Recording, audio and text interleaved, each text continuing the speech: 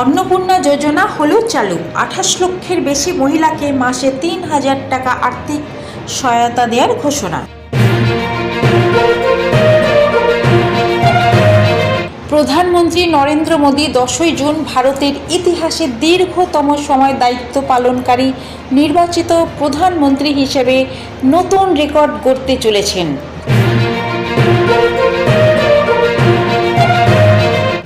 রাহুল গান্ধী অভিযোগ করছেন যে প্রধানমন্ত্রী মোদীজি জাতীয় স্বার্থের পরিবর্তে অন্য অগ্রাধিকারকে বেশি গুরুত্ব দিচ্ছেন।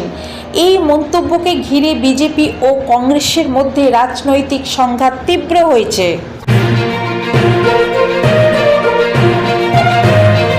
আবহাওয়া দপ্তর আইএমডি জানিয়েছে, আগামী কয়েকদিন পশ্চিমবঙ্গের বিভিন্ন জেলায় বজ্রবিদ্যুৎ সহ বৃষ্টি ও দমকা হওয়ার সম্ভাবনা রয়েছে।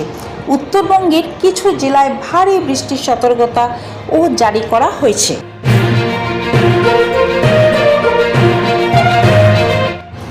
WBCS অ্যাডমিট কার্ড পরীক্ষার্থীরা অ্যাডমিট কার্ড প্রকাশের অপেক্ষায়।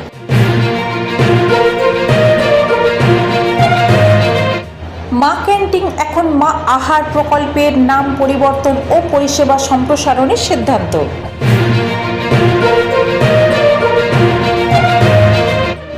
বিএসএফকে 32 একর জমি ভারত বাংলাদেশের সীমান্তে বেড়া নির্মাণের কাজ দ্রুত করতে রাজ্য সরকারের অনুমোদন।